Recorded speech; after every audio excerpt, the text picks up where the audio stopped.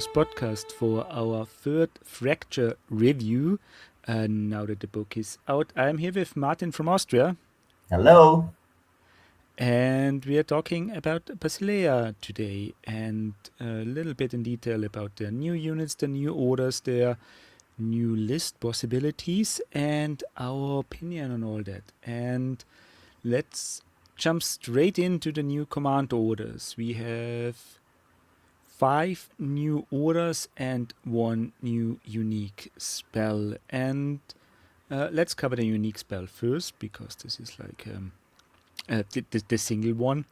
It's Holy Lands for 40 points. That gives us 36 inch range, piercing 1, shattering 1, and roll different amount of dice depending on far or how near the target is, with 9 dice up closest and 5 dice the furthest away.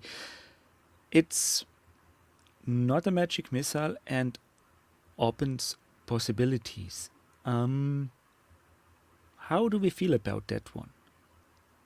I think it's a very interesting command because not a command. It's a very interesting spell because it can be useful and it's not overpowered, but it can add to the army range. Um, you have Shattering 1. I think that does not stack with the cannons, but you can use it for the ballistas.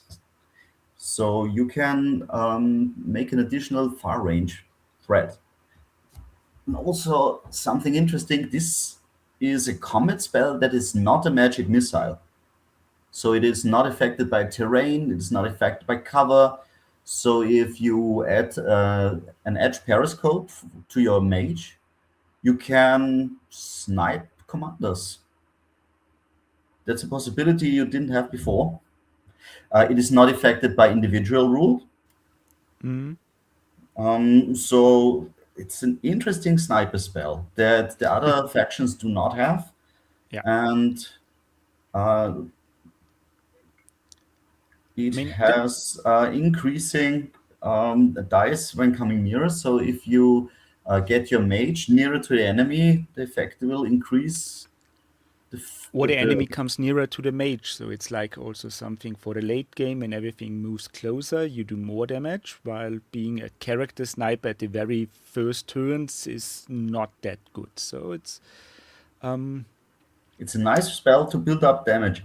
And also 36 inch range with piercing 1, it's will probably do a damage. So you can, in the last round, waiver damaged units, so they have half unit strength. So it's also a spell you will save for late game too. Yeah, so from that side, something universally useful, would they call that. Well, On the let's other go side, for it's 40 points, so it's not cheap. So you will probably dedicate a wizard to have only this spell. Yeah. Because it will be expensive enough with it.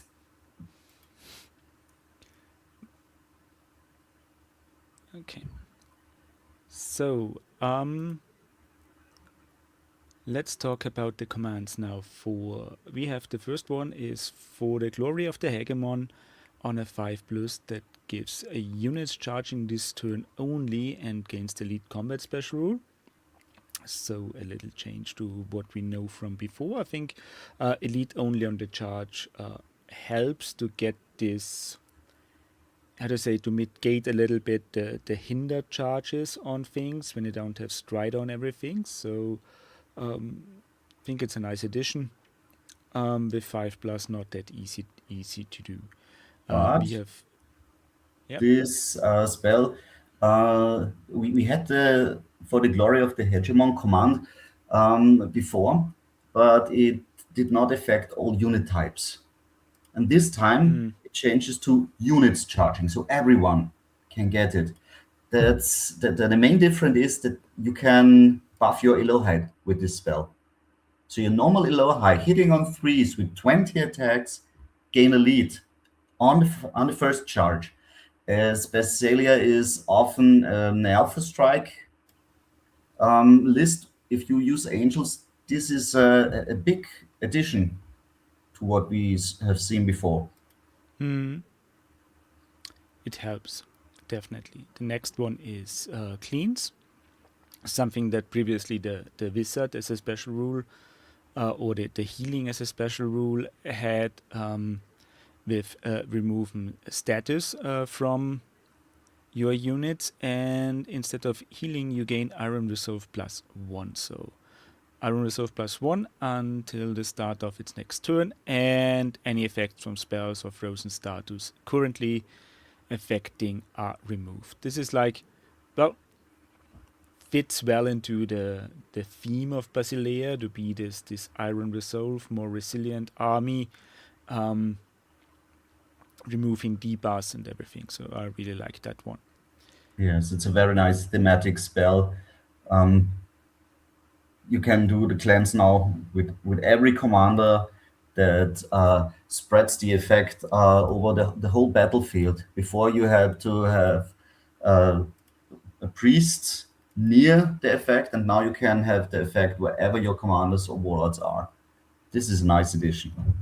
Yeah, and it's But also it because only removes the effects from spells, so it doesn't remove effects from attacks or yeah, special things from like other from the specials. Lord of Lies or whatever. Yeah, so I think this is a good addition. I mean, previously the cleans effect was very niche. I don't think if I have ever made use of it in one of my games. Um, Mainly because the priest wasn't always in my list, and then it wasn't always on the right side of the table to make it uh, for those units. So, but now having it like I like this a lot. That it's much more versatile now. Yes, it's a So good change.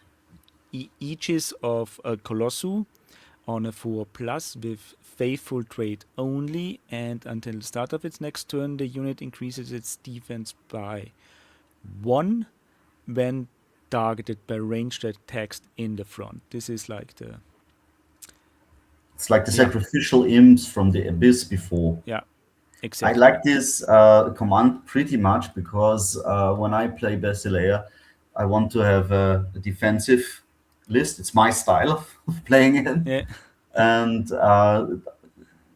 you are pretty.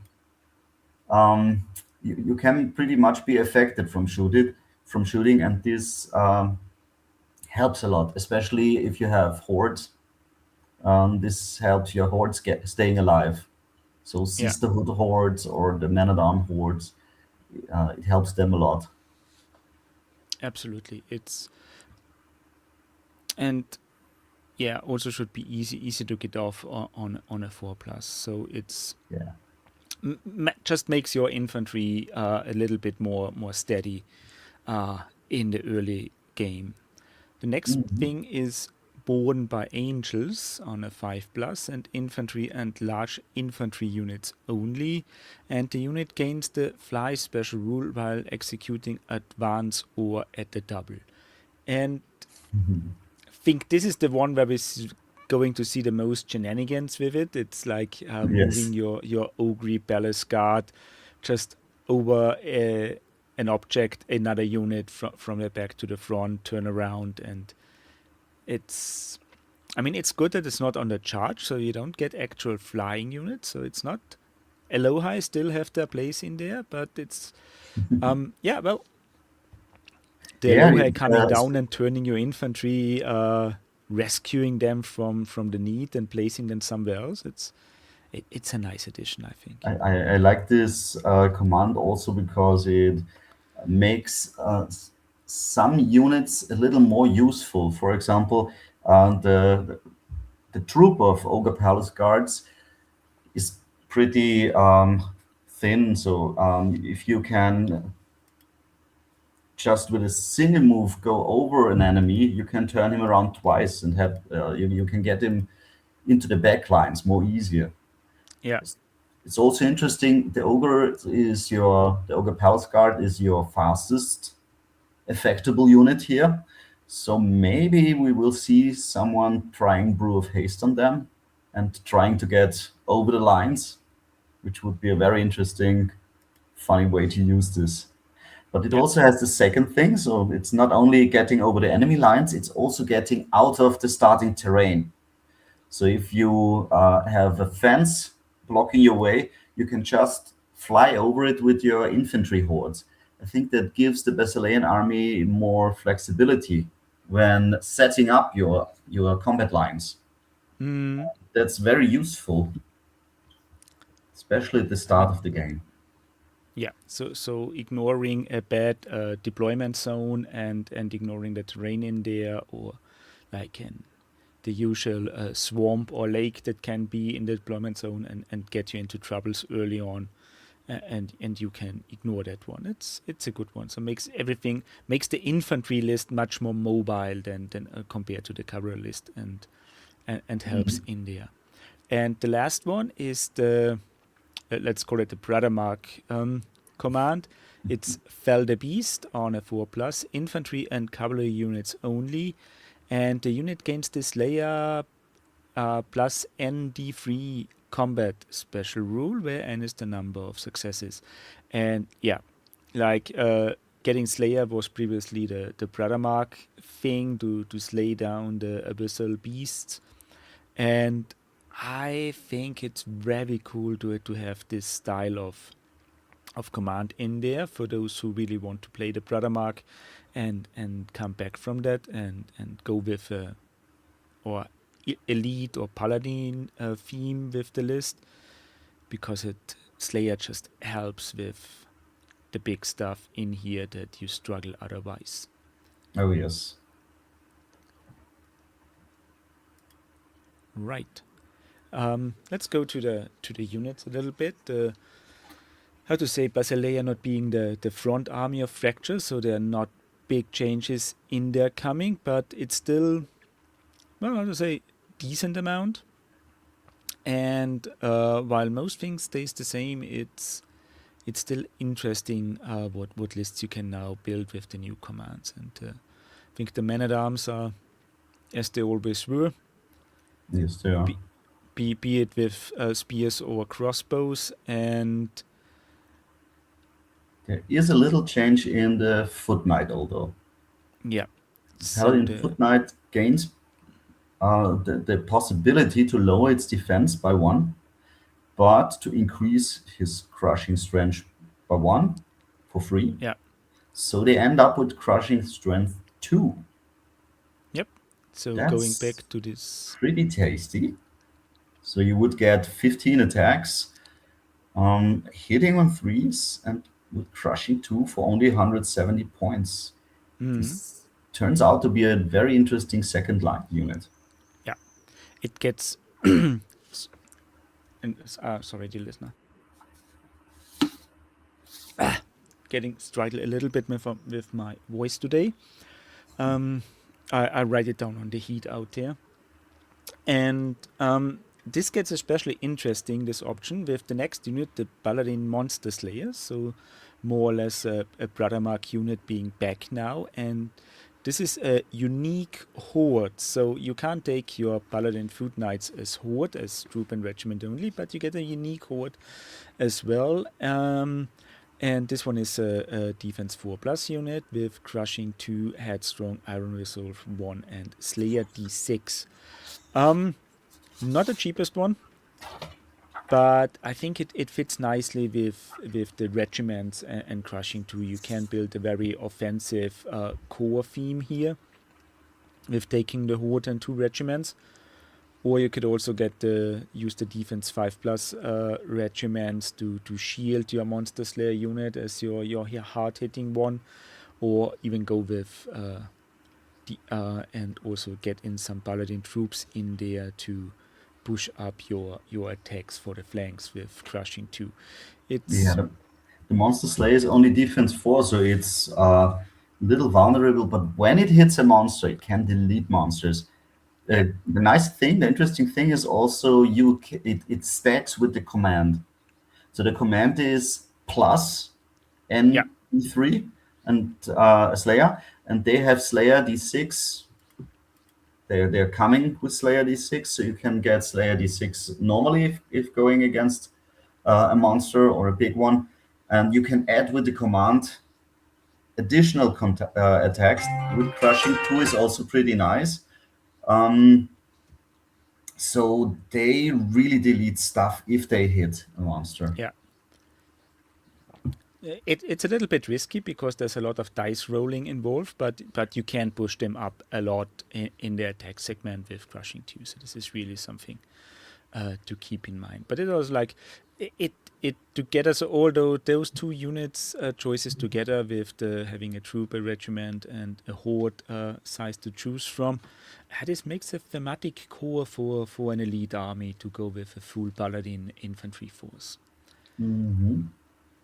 The only difficult thing is getting them where you want them to be. So you have to chaff your opponent. You have to sacrifice some chaff to get them into position. Mm, But that's why not? Why shouldn't I? yeah. Talking chaff, we have our Gua Panthers, the, yeah, as always, auxiliary cavalry as a troop with, don't think big changes, but Nimble and Pathfinder with height 2, so that they built into those two your paladin theme as a chaff unit. But then there's also, you can always use men at arms as cheap chaff. Hmm. Not as fast, but therefore cheaper.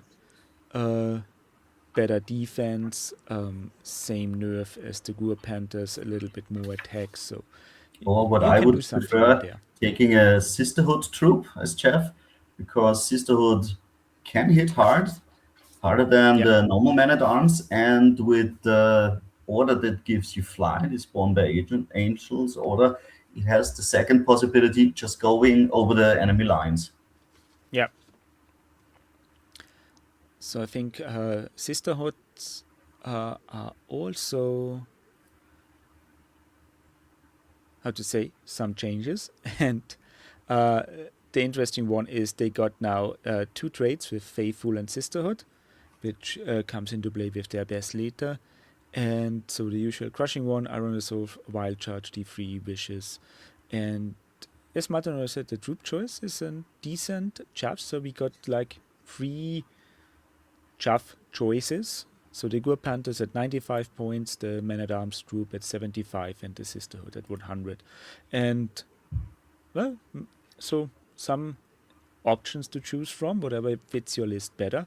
So I like this. Also, Sisterhood can do a Horde with 30 attacks for 220 points. This is like, yep, if you want some glass cannon style, let's call it that way, hordes, they help in there as well. So let's jump into specialists. Here we have the, well, the usual things. We have the Paladin Knights that are more or less the same. We have the Oak Repellers Guard that are more or less the same. Our Sisterhood Scouts that are the same, and a new unit there, the Order of the Abyssal Hunt, which is another unique horde, a former Brothermark unit, and it's a Night Horde with 360 point, the Faithful trait, Crushing 1 and Thunderous 2, and the Slayer D6 combat rule. So this is like those of watch the previous 3rd edition theme lists of the Brothermark knew they had their special cavalry unit that was different to all other knights by having Crushing 1 and Thunderous 1, and is well transferred over as a new horde. So how do we feel about cavalry hordes? I know a lot of people hate them, some people like them, some people fear them. They are Is this something very good? special. The interesting thing on this cavalry horde is it has crushing strength 1. So even if you get someone into your face, you can still knock him down. Maybe with a little support from a command, but they are not stuck as easily as the other cavalry hordes. You will probably play it with Sir Jesse's boots, so No, you it's won't, because it's unique. it's unique. Yeah, okay, but it makes it But even the harder. command with to advance with fly into a position without terrain might help. This might help to move No, yourself it over won't a because it's infantry and large infantry only. I don't know. No flying so horses. so no flying horses. No, so I well that's the point in here I wanted to make. The a cavalry horde is very difficult to play because there's always terrain in your way. There's always something in there. You need to plan ahead to make room for it, and there's not really something that helps you mitigate that thing. Well, But you have the possibility to move around terrain when charging. So in version 3.5, you had to take the hindered charge through yeah, terrain. So cavalry hordes were very, very difficult to get into charge. Now you just have to place some chaff so the cavalry won't end its movement in terrain, but they can still make viable charges. And crushing yeah, one with 30 attacks is still nothing to sneeze at. yeah. Even if they lose all of the Thunderous, it's a hard hit you get from this horde. And the actual command you want to get on that unit is the for the glory of the hegemon to gain elite. Hmm. When you charge, because this makes all those, even if you have a hinder charge, it helps with 30 attacks to really mitigate that negativity to hit. Oh yes, Uh, but still, and then 360 point is a very big investment. So you have to either play very good, or you take it because of the fun, because it's just fun yeah, getting all these potential threat staring at your enemy and looking what how he's going to react. yeah, I think this is one. I would say when you take that one, you build the list around it, and it's your centerpiece unit. And a horde Oh, yes. base for cavalry models, there are a lot of possibility to build and make your small little diorama with it. Get all the unique models you want to have on their special hero models, and think and really make it something Oh to yes. display. And then it's like 360 points. That one specialist unit where you build your army around it. So it's I I, I like it. Very difficult to play, but I still like it. And And against something to, big, the Slayer D6 helps. yeah, I mean Slayer D6 on 30 attacks is like that little bit more. But then, as I said, a horde is difficult to play, so that's that little bit extra attacks also with the Slayer command might help when you have to take the hinder charge and you don't hit that hard or that good, and then a little bit more attacks can already make the difference.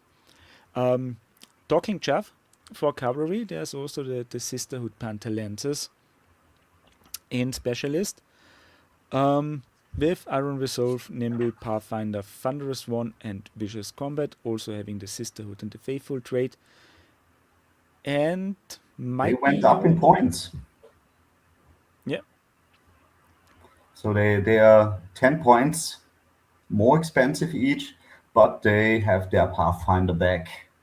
yeah, So that's important to maneuver them around. It was their strength, and I think it was maybe it was an oversight, but Pathfinder is very important for this unit to get yeah. them into position. And now you also have your chaff unit back that you can move fast at the beginning, move them in terrain or with Pathfinder at a high speed, and then protect and clear the way for your Night Horde in case. So I think there's an interesting addition to their having the uh, to the Gur Panthers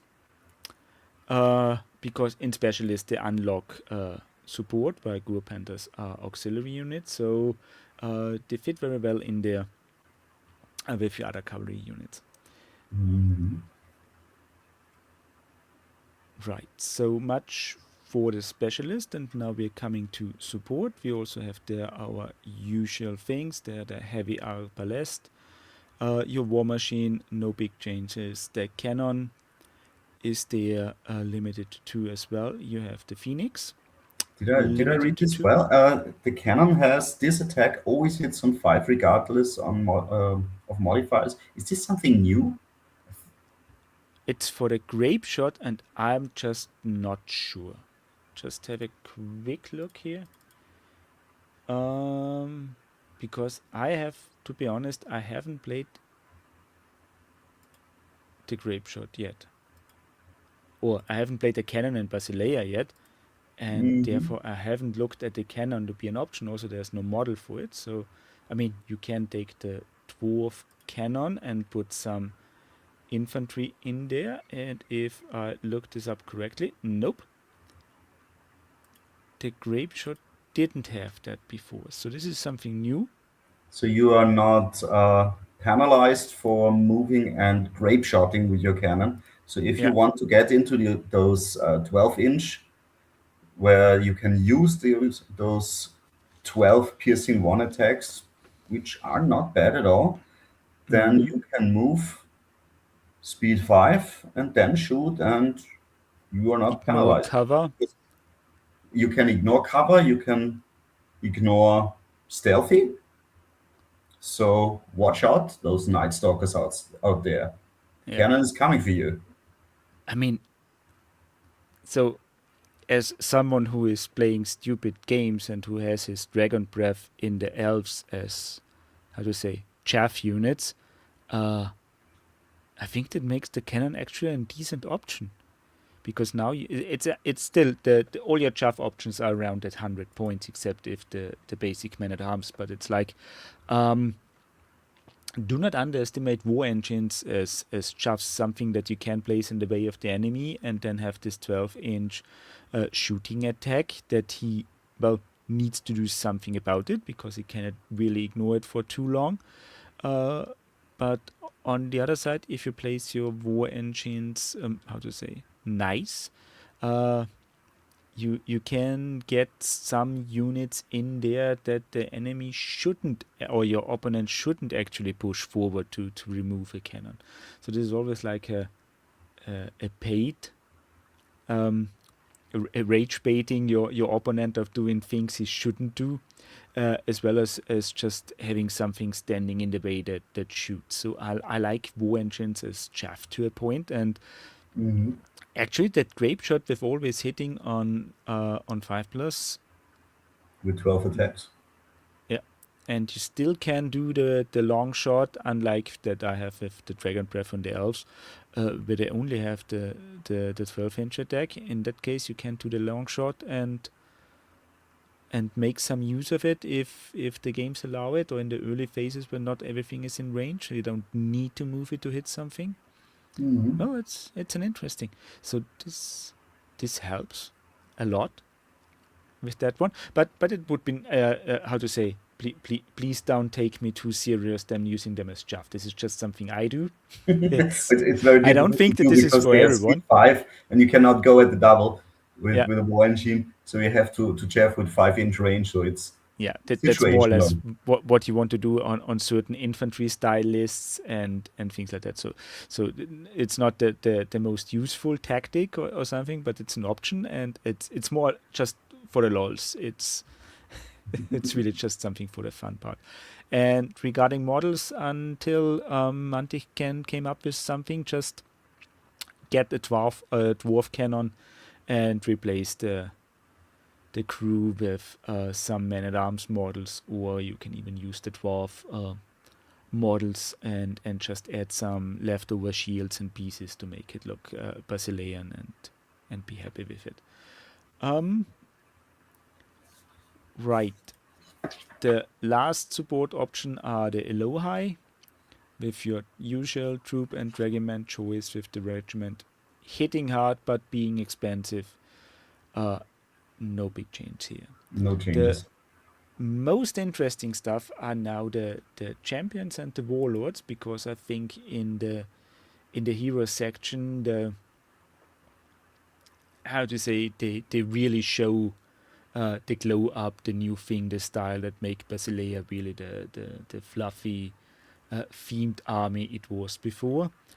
And I mean, let's go from biggest to small in here, and we start with the dragon, because that also got a new model.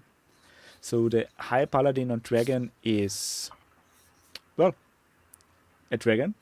It's that one. You have your speed 10, melee 3 plus, defense 5 plus, 10 attack, nerf 19, 320 points. Dragon Breath with 12-inch, crushing 3, and regiments of paladin knights in this battalion are core choices. Oh, that's interesting. So you get something with your dragon as well, and this is like, I think just worth doing for the model alone. And because I like this new dragon model. Might replace the rider, I don't know.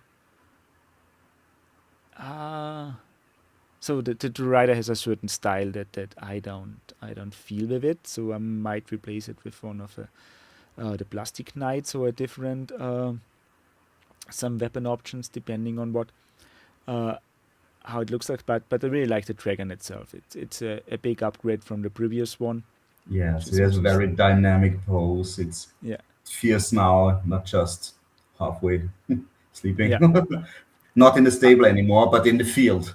yeah.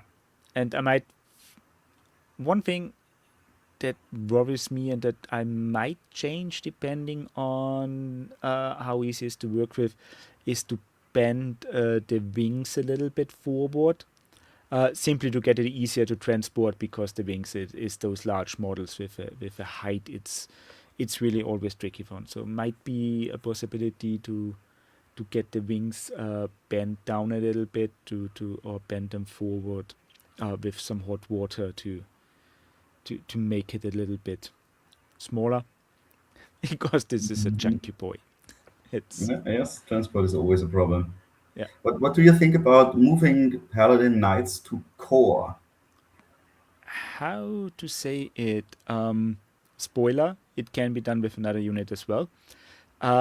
It's an interesting option with the dragon because it's usually something that uh, people struggle a little bit at the moment to find the real use for dragons or as a titan because they are this um, how to say, as a warlord, there are often better options. But then it's like, if you want a dragon, you get the benefit of moving the knight, so you can really go into those paladin theme and get a more elite army.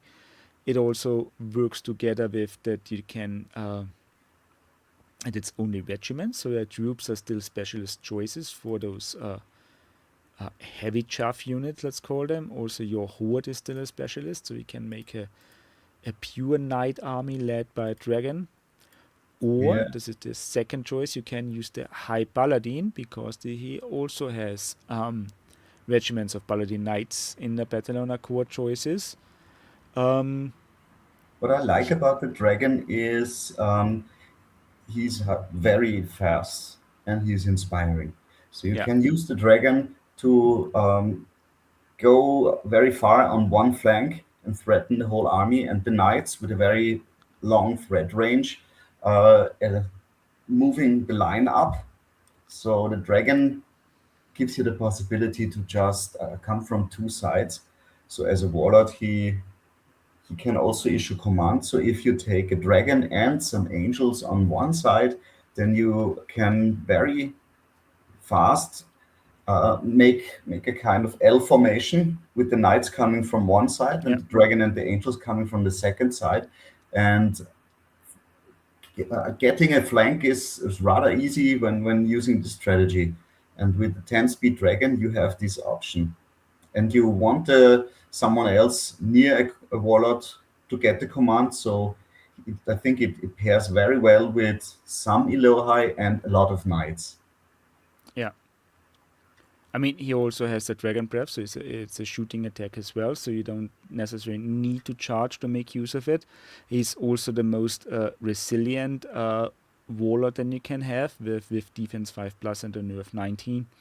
So he's not that easy to kill as others. And I mean, and it gets interesting because the high paladin that can be mounted on a horse for speed 8 with would then be 190 points mounted, which is your standard individual that can also move regiments of paladin knights to core, and he gets the holy edict, that is he can issues command up to 15 inches, so a little bit slower compared to the dragon, but then extended command range but costs only half the price. and costs only half the point. So this is like,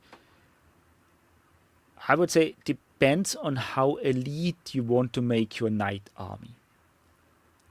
Like if you make that real paladin army, I would take the dragon The just for the dragon is model, still a but lot in faster. general, So yeah, speed 10 times 2 is yeah, moving up 20 inches and turning, while the 8 inches you get from the high paladin on a horse and turning is not that far.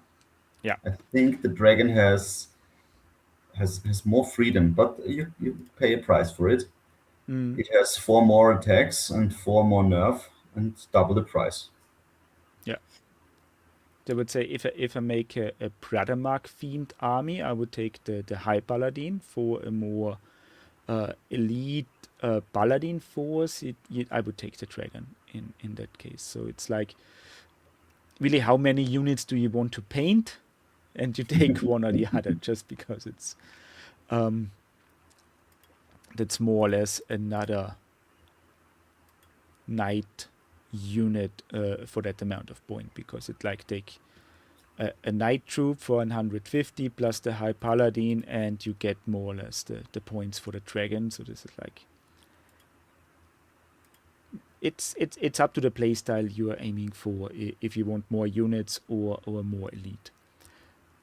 Well, Mm, then jumping next to the other new or very new unit, or an old unit coming back, it's Gnaeus Celestis, old guy on dragon that got like an old metal model, only an artwork in the very beginning, and well, he's like, yep, our guy on that smiling, snarling lion that doesn't necessarily need to be a lion, because it's like a fantasy game. We don't really know if it's like a classic lion that we know from Earth, but might be something different that just looks like one. And he is like speed 9, meal 3 plus, 240 points on defense 5 with crushing 2, fearless, inspiring, iron resolve, and he may issues 2 command orders per turn. Now that's interesting because he is a warlord, so he's rolling his command orders with 3 dice. And the interesting thing is you can give only one command at a unit, but nothing speaks against targeting the same unit twice if the first command fails. So Yeah, you have this one command hitting only on 5 plus. I think it's the lead command. And if it fails on the first turn, you get a second chance. So you're rolling, in fact, 6 dice to get a 5 plus, and this should work yeah, on whatever you want. So it's a very reliable way to getting your commands off, especially if you're really preparing your Alpha strike for an Elohai. This is a very secure way to getting your commands off. Or you can even give elite to 2 guys if the dice are rolling standard and yeah. not bad. Then you could even give elite to 2 guys on your Alpha strike. That's very interesting. So with speed 9, he's definitely where the commands have to be. Mm, It is not stated that he has to uh, issue his command both at once. So he can issue a command at one unit standing here, running his 9 inch somewhere else, and issue the second command at another unit somewhere else on the battlefield. yeah. So it's very flexible getting your commands, your warlord commands, these 3 dice commands, Mm. these valuable commands where you want them to be. So it's a lot of options. I mean, as I said, getting that 5 plus command on very reliable is what most people think will overlook at first glance, because I see, yeah, 2 commands means 2 units supported, but then it's like, really, if your first command fail on the 5 plus, you just issue a second command with him on the same unit to get it in, because the chance of failing 2 times in a row are, well, low. Let's keep it that way. Uh, yeah, it's also the Born with Angels command is on a 5+. So if you really need to move that one large unit around or get it somewhere where it's need to be without going through terrain, it's really much more reliable with him. And Especially at yeah, the start of the game where you yeah, don't need the other commands. You just want to focus on movement, and he can get your horde over this stupid fence standing in your yeah. way. He's also with 7 attacks and Crush 2 still a good support character. Good melee He's fighter. He has 17 nerfs, so he's hard yeah, to shift. yeah. I think it's and I like the model. Despite what a lot of people saying about that thing, I think the main problem with the promo pick is that the how to say the lion is very monocolor, because I would have painted the mane in a different color or a little bit darker with the fur on him, just to make this not just so monotone. But I really like the model, so yeah, I'm tempted. I'm just thinking about having already 3 to 4 different Basilean armies I could play just by having 3 different command options to look at. Um, so a hard choice, I would say, just from the 3 we have now, and then it's the next ones are another 2 uniques. We have Julius, the Dragon of Heaven, Oh, yes, the I love this change. and so the biggest change is that he may make a low high specialist, so it's not a must anymore. So for those having not a lot in support but already an overcrowded specialist choice, can aim for keeping them in support if they want to take Julius. I think this is a very good change in here, and Yeah, it's very good. He went up 5 points in yeah, price, though, but you can take him again because the problem was you wanted the angel to be in support because if you are not playing the cannons, you probably won't take 2 phoenixes anymore. So the only thing in support you want are Elohi. And yeah, if you take Elohi out of support, you can end with a list with no options in support you want to have. And yeah, especially specialist is full pretty fast because everything you wanted to have, so the cavalry, the scouts, everything is in specialist. And if you move Elohi there, then it can get very crowded there. yeah, Palace guard specialist, very good. yeah. And talking phoenixes, we have Samakris, the mother of phoenixes, also now has the option to any phoenix in this battalion can be upgraded to an ancient phoenix, gaining the Martyr's Prayer 5 for 15 points. And this doesn't count the normal unique limit for this spell in this army. So take your 2 phoenixes, make them ancient phoenixes, and have the Martyr's Prayer spell 2 times in there, or maybe get in a third time if you need to. Um, The I March's think this prayer works. spell is cheaper than a heal spell. So if you compare it with the heal from the priest, uh, heal 3 costs 15 points, and here you get March's prayer 5 for the same price for 15 points. So it's a cheaper option to get your heal back. Um, by the way, Semachris is the only model in, I guess, no, the Abbess also, but Semachris is one of the only models who got cheaper with this upgrade. Mm, And she lost this shifting Elohai to specialist yeah, she had because she's previously. So as she's the mother just of a new one. phoenixes, she just focus on the phoenixes upgrade. So I really like this. So now you have just uh, a single. So dear listener, excuse the barking dog in the background. This time it's not mine. Yeah, It's he's so for the one telling it time someone it's not point. my animals who causes issues or background noise. It's I just have to sorry. It's because it's usually always on me. Um, This time he's silent again. no, I mean a Matthew's prayer works interesting, decently well with the Phoenixes, because you have this regeneration 4 plus. You have a decent nerf.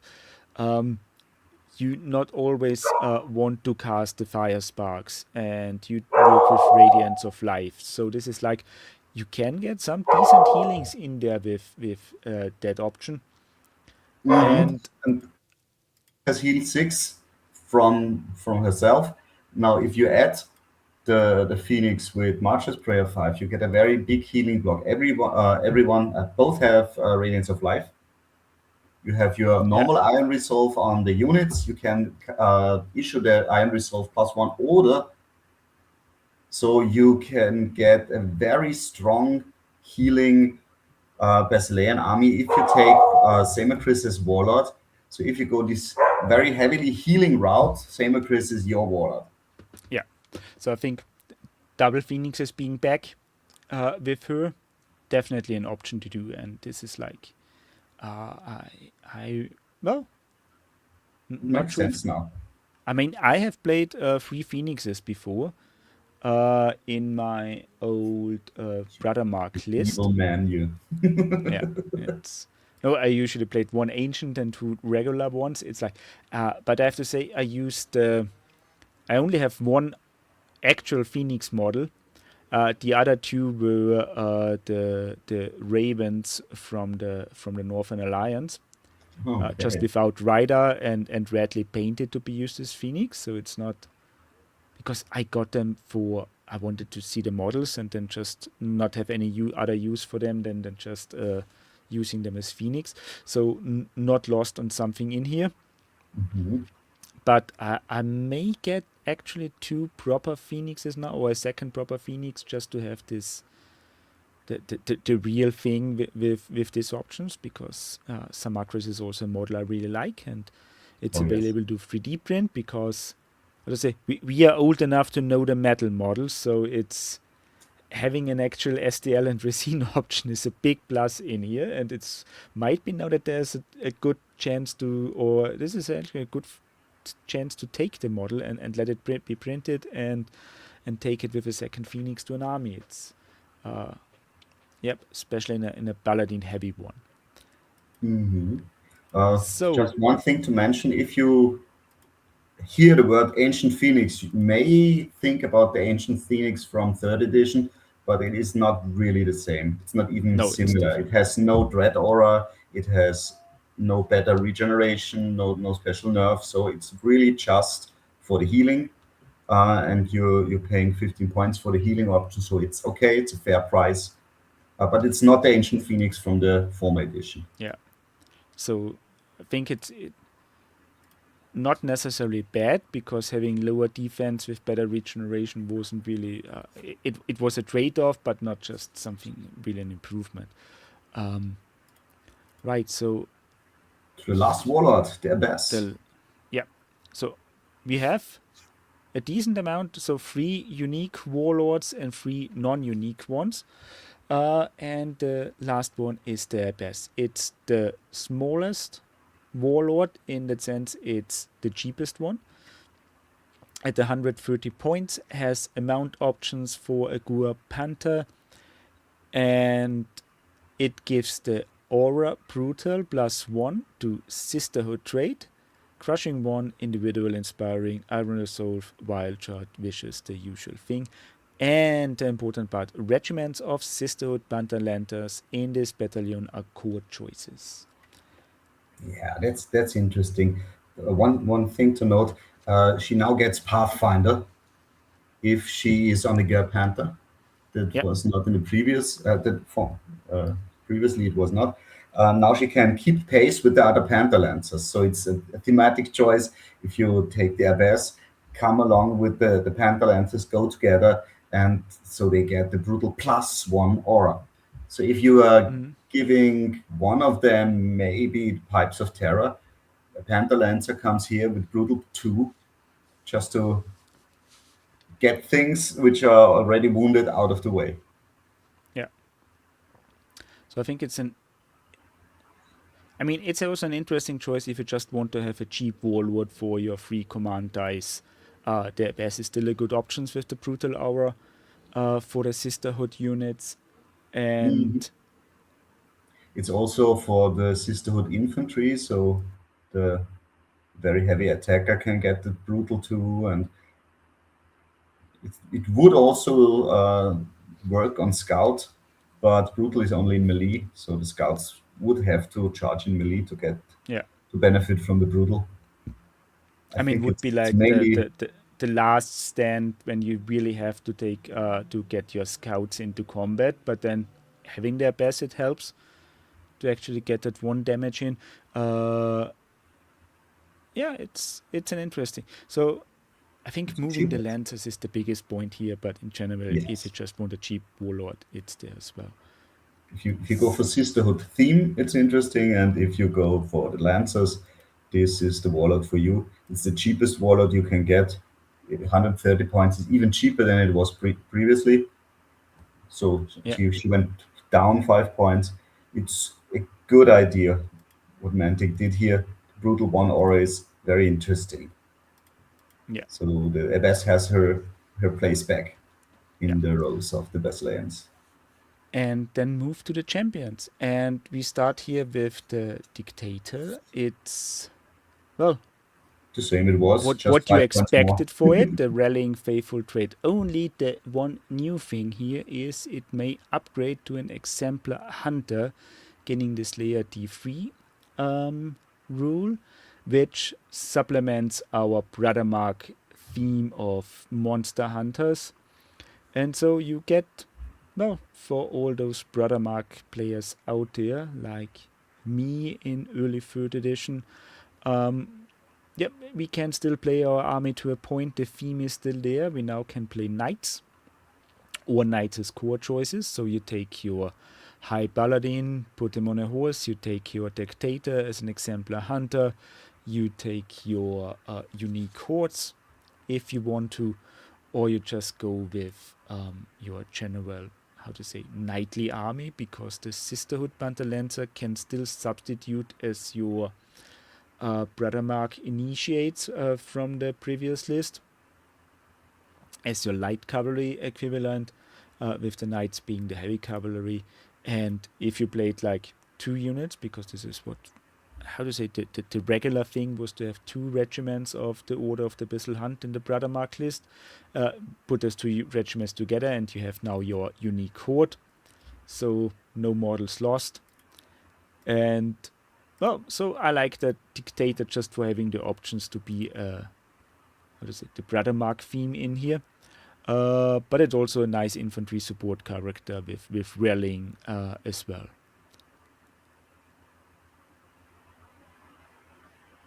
Right, the next one being the Ogre Palace Guard captain, and the important part of him is now 1 unit of Ogre Palace Guard in this battalion is a core choice.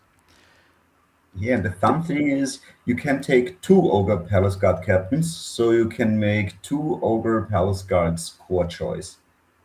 yeah. If you take both, he's a pretty useful character anyway, so it's not a waste. It's not just for the just for the shift. It's also a melee character that just adds a little bit of punch to the combat and gives out Mm, inspiring. And so getting Ogre Palace gets parts to core is a very interesting thing he does yeah. because you can And if you're not fan of a horde of these lots of model painting, you can get the palace guards in, and it's much easier to get formalists playable. yeah, I think it's also an interesting point is because usually the shift are with regiments, while here you really have the units, so you can make this work with taking the troop option as well, and Getting unlocking cheap large unlocks. infantry troops in the core. So 150 points is tempting to move them in. Mm. Um, And the Ogre Palace guard captain, he is a champion. So you can also take a warlord, which shifts another thing to core, maybe the knights. So you can get a lot of things to core to unlock. So unlocking in Basilean is gotten a lot easier than before. mm.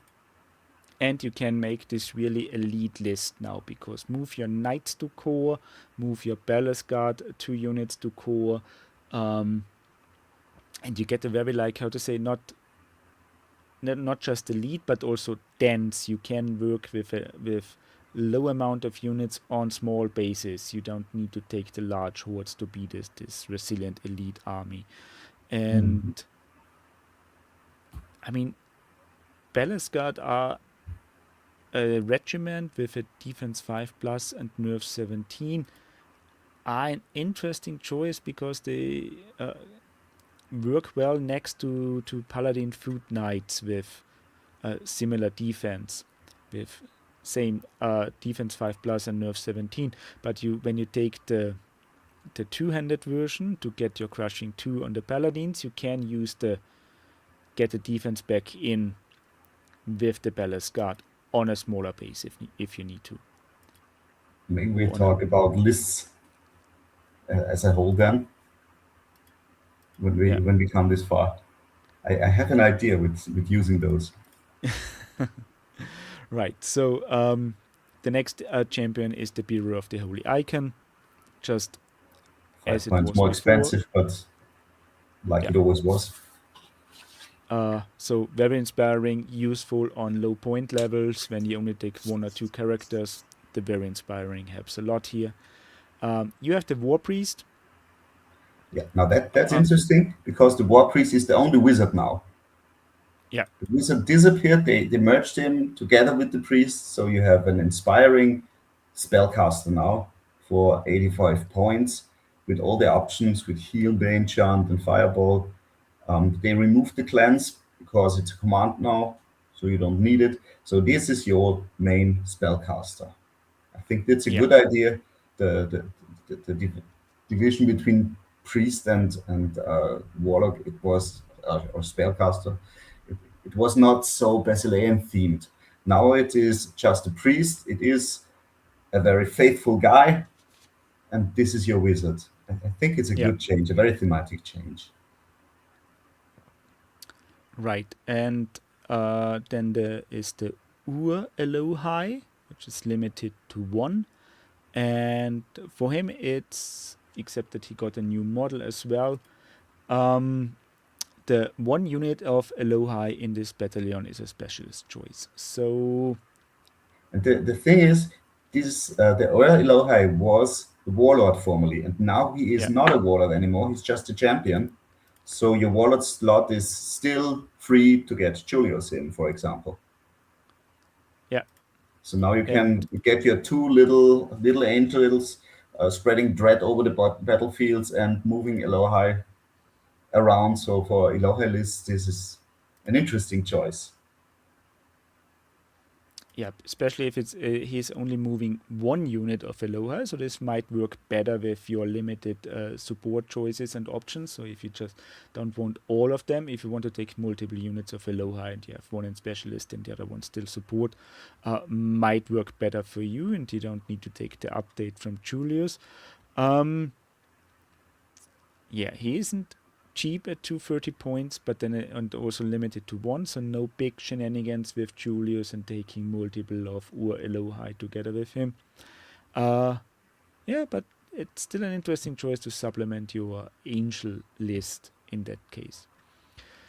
And the next 3 champions are all unique, and we have the first Alanis Celestis, our champion. Not sure if there's a big change in here. Just 5 points more price, but she's the same as she was. Yep. No changes here. Then we get the more interesting one, which is, I start with the smaller one, is Estelle. And those are lore characters coming from the novels. And they also got models in the Mantic world for 3D printing.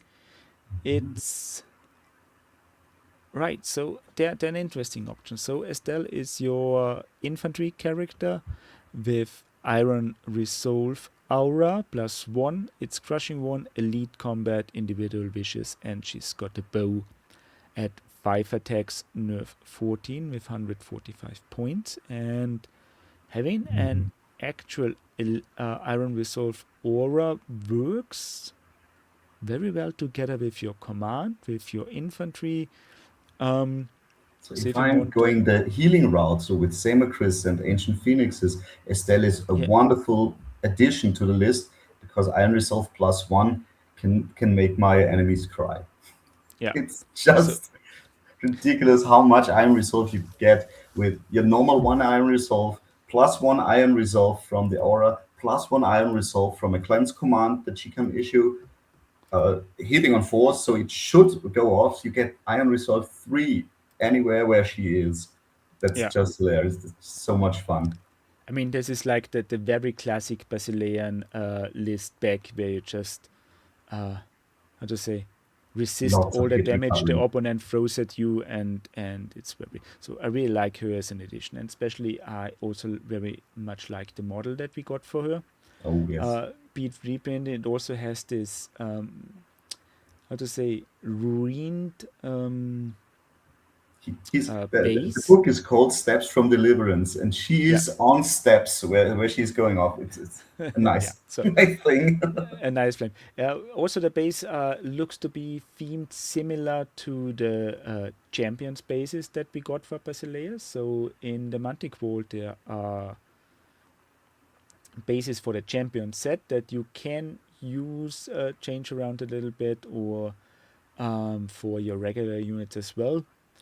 And so we can make an interesting themed army about these ruins to get everyone on a similar style Mhm. base in that sense. So I really like this one, and giving her steps to stand on. It's just, yeah. So I really like the model, and it's and the bow is more or less there for the thematic reason. Yeah, And she's also happy to melee have her in free, the so army. she has her melee strength, and shooting Yeah, 4 means if she stands still, she's also shooting 3, so melee 3, shooting 3. She's a nice addition, yeah, whatever you do with her. very much. And elite and And vicious in combat makes her pretty reliable with her attacks in melee. yep, absolutely. And she, yeah. The next one is Orion. Other guy from the book. Yeah, He was actually my also a favorite model. character in the book. I really liked him. Side note: in the book, there is a scene where Orion is in the middle of a fight against the Abyssals, and he's um, the Abyssals are getting the upper hand, and then an angel comes, and takes Orion, and lifts him up over the battlefield and carries him into safety. And that's, I think, that's the where the command comes from, carried by angels. Yeah, it works very nicely together in this.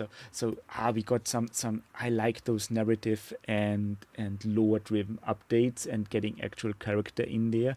So like when you read the novels and then you have something you want to play from then. He also got the model as STL, and it would actually also make a nice high paladin on horse as a substitute. So if you like the models but want him to play as a warlord, this would work as well. You can Uh, just swap heads. yeah, Then you have a nice neutral warlord, high very paladin. much. And Yeah, for would his work well. rules, it's sorry. Yeah, Uh, he's an interesting character. I think he's an assassin. yeah. So you got your usual cavalry profile with speed 8, melee 3 plus, defense 5 plus, 5 attacks on 195 points. He's crushing 2, duelist D3 plus 2, elite combat, individual, iron resolve, and inspiring. And he has a special rule with disarm. When Orion scores one or more hits in combat against an enemy hero, the enemy unit is considered to be affected by the weakness spell. Applying its normal rules, still roll to damage the enemy unit from hits scored in the combat as normal. Um, this makes So it, he's really a character killer.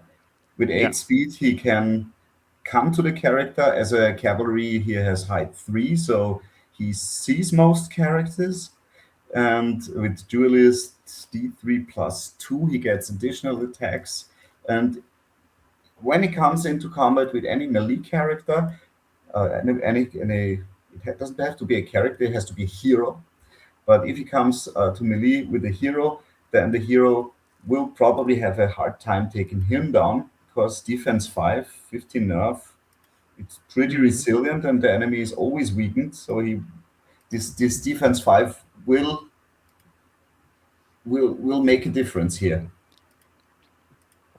Yep. So it's really just the very good. I mean I like it from the theme alone, and but he's also a Oh, nice addition to your champions, and he's unique. You only take him once anyway, but it's like you can fill you want to have your wizard in there.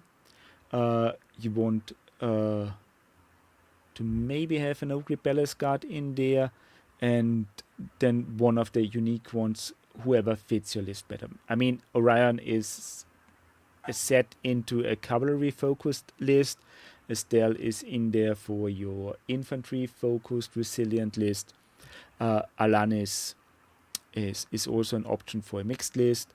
And then you have your Ur Elohai. So there are a lot of options in there you want to take with limited slots, so or with limited unlocks.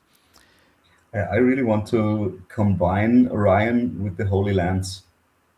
Yeah, It sounds very interesting. The Holy Lance is kind of the Holy Sniper, where you can just weaken the individuals, and then Orion's comes in and does the and rest, finish them up off. Yeah, finish them off. I think it's very nice combo.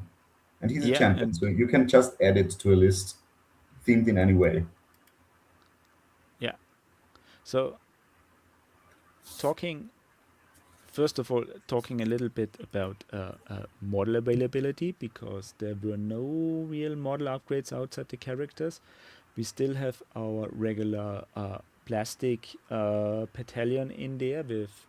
We got the plastic knights already in the past, which are, how to say, a nice model kit. The usual thing with promo pictures is they look better in person than they are on the pictures.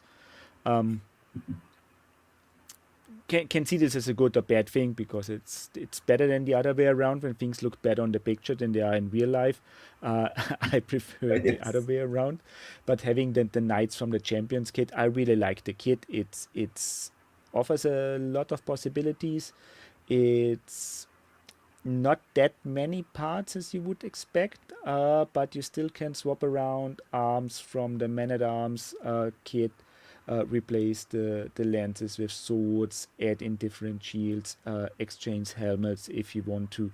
So there's also a command set for the knights in the Mantic Vault, so you can make for your proper knightly horde or regiments to have a standard bearer, a champion arm, and a musician in there.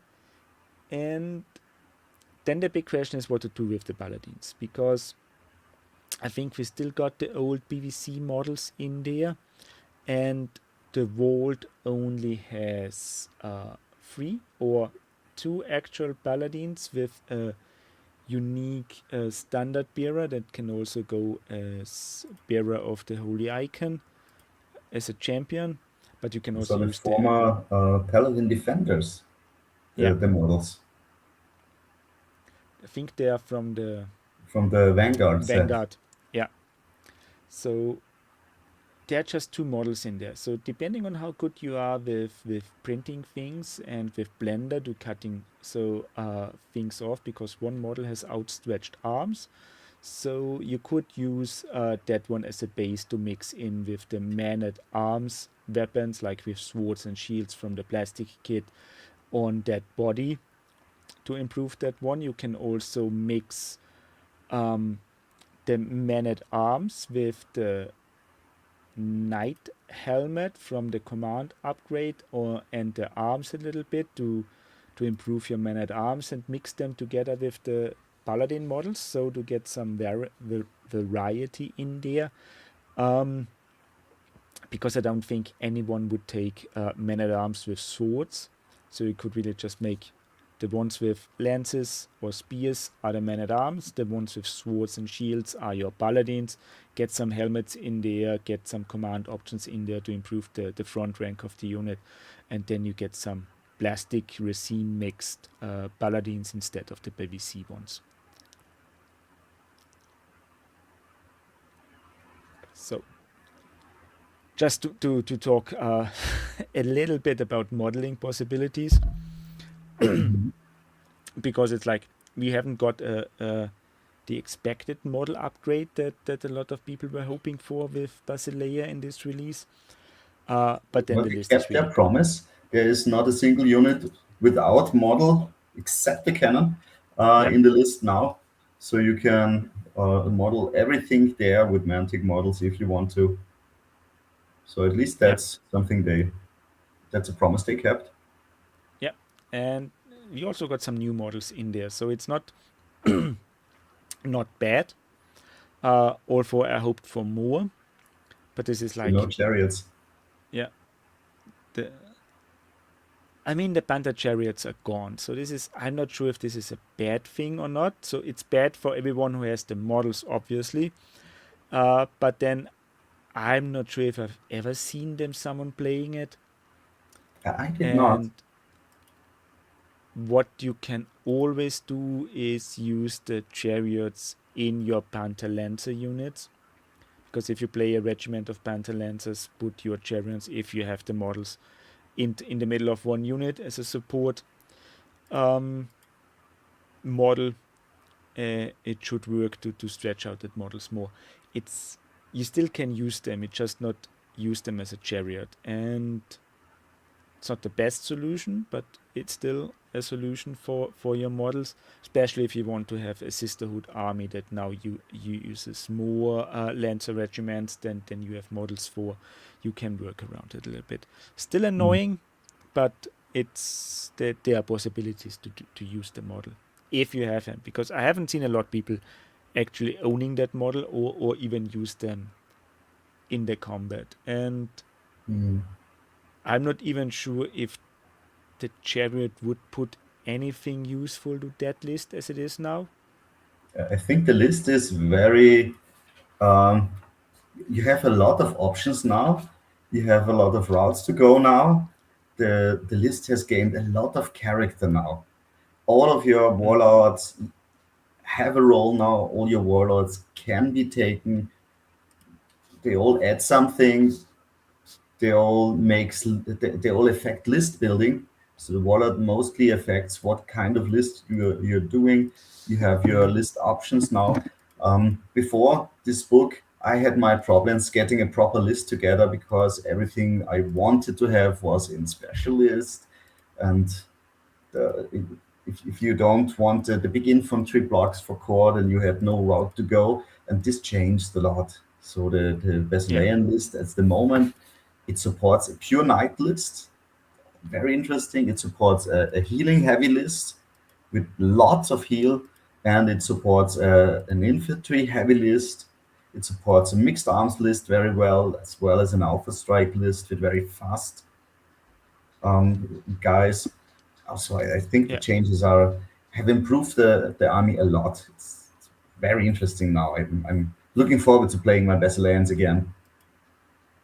yeah. I think it's also good that we get the special characters in, like Gneos being back for those who like him, just for the theme.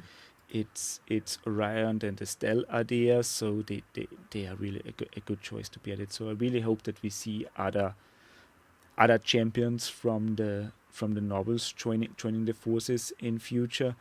And Mhm.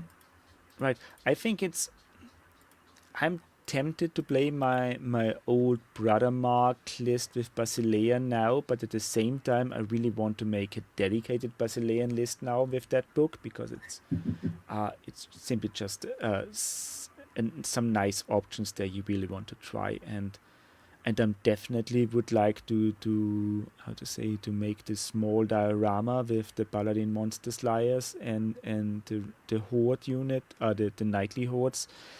Oh, It's you could really make a nice scene where the monster slayer is just stepping over a fallen uh, yeah, big creature like a dragon maybe. So there's just stepping over the body. That could be a very, very nice modeling opportunity.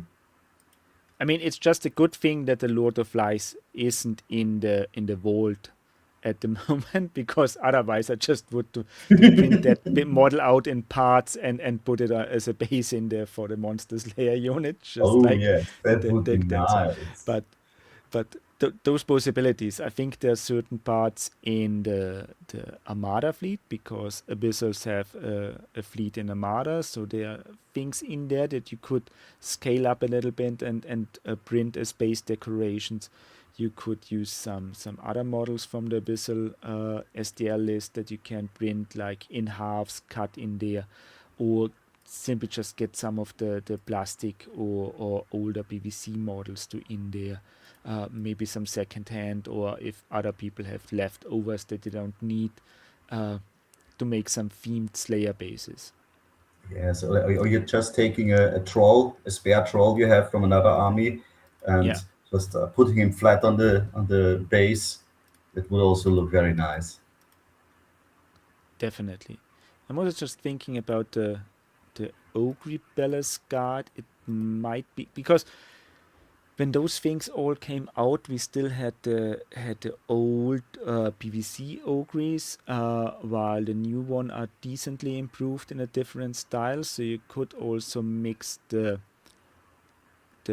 plastic ogre warriors with the resin Bella's Guard models that you got in the army boxes, just to increase your rank, or to have the front rank with the decently armored ones, and then just use the plastic ogres as a Bella's Guard. Um, in there, because not everyone needs to just painting golden armor and things like that should improve. Get some extra helmets in case, uh, to replace the heads from the plastic ogres, to work with that. That could work as well, to get some ranks in there to improve from a battalion or army box. I think also the old army boxes are still on sale when you can find one, so you have the resin models in there. Hmm. Or you can just use the resin models as captain, and then the plastic ogre warriors as unit models to have a nice difference in ranks there. Would also work well. Hmm. And I think, yeah, we already talked about the cannon. You just use the dwarf ones that are plastic and should convert nicely. And I think we have everything else covered. I mean, the Gur Panthers are not their own I don't know if they're available as a standalone, but they're definitely in the vault, or at least one model is in the vault that you can print out. But you can always just like use the Sisterhood Lancers without the riders, because they don't have the saddle modeled on the Panthers. So you can really just like buy a, a regiment of Sisterhood Panther Lancers, and not So using all don't the elves Lancers in also the. have some panthers? The elves had battle cats, but they were smaller. Okay. So I But you think can those you cats could are, make a mix. So with some of the battle cats and some of the yeah. normal panthers. I think you can also got some other cat-like models. I'm not sure if it's the battle cats that are in the vault, but I know there are others in the vault that you can upscale a little to print in there. So you don't need to actually make panthers. You can mix a little bit in there. But I think when you make the regiment for the sisterhood comes with 10 models, you can get away with using 7 to 6 or 7 for a regiment, and then use the remaining 3 panthers as a core troop when you get some base decoration in there, or get some of the elf battle cats in their mix to have some large and small models on the base. So this would work well. And I think everything else is easy to get to a point. Hmm. Don't think I've missed something. Nope. I think that all models are covered. I think the how to say, for finishing this episode, let's talk a little bit about the good, the bad, and the ugly. And as I say, the ugly is definitely that we didn't get new models for everything, and like the paladins and sisters are still in PVC. So we may hope for a future upgrade that is coming sooner than later. Uh, what do you rate as the bad in that list, Martin? Ooh. After all these improvements, the list is pretty versatile. I really like the changes. You have a lot of options. I'm not sure if there is anything really bad. Even the spell, the unique spell, is useful. The Holy Sniper. Yeah, So I have a hard time finding bad things here. I also like the change that the warlord and the priest went together. So there's not a single warlord or champion you could not take or who is bad. I think the one bad thing that still remains in the Basilean list are the crossbowmen. I didn't see yeah. them on the table. No one takes them. They didn't improve at all. And so, if I have to say something that I don't like about the list is that the crossbowmen have not changed at all. Well, I even not sure what could we do with them to really change them to make them A better. shooting six is very hard. Yeah, So you have just one cover piece and a stealthy unit, and they can't yeah. hurt the enemy. I mean, it's tricky because improving their shooting and they will also get much more expensive. Then it's the question if you still take them. But at the moment, they're not cheap enough to be just the cheap unlocks because you will still take the spears instead. While they're not good enough at shooting to make a shooting core army. But then it's like shooting isn't a theme for Basilea as well. Well, you have your Um, cannons now. yeah, You could go medium shooting I mean, with the in might be in future that we see shooting 5+ the same as with the Sisterhood Scouts. Um, and then it's like would also make them more expensive. Yeah, so a regiment as a cheap unlock isn't that much more expensive over spears or a phalanx man at arms regiment. But then it's like you kind of get more out of the phalanx with melee 4+ over the shooting 6+ from the crossbows. So and you paying get more lots of points, attacks yeah, for the same price. it might be. So I'm not sure. Maybe.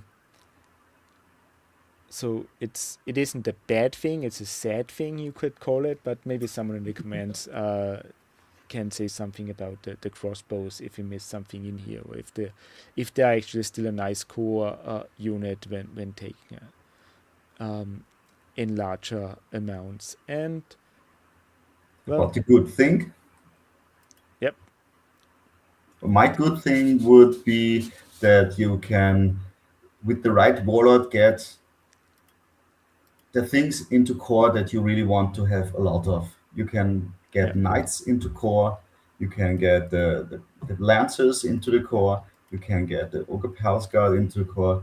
So you have lots of options to getting things into core. Unlocking is not a difficult thing in Basilea now.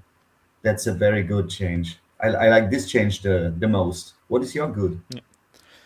My good thing is that Brothermark is still there. So you have your unique units to go around with that theme of the poor knights that are or the border knights, the border guards Mhm. that defending against the abyss. I mean that there's a good story in the book. We haven't talked a lot about the lore because I think Dave will cover this in a dedicated episode. But there's some nice lore for the Paladin orders in there, for the Sisterhood orders in there.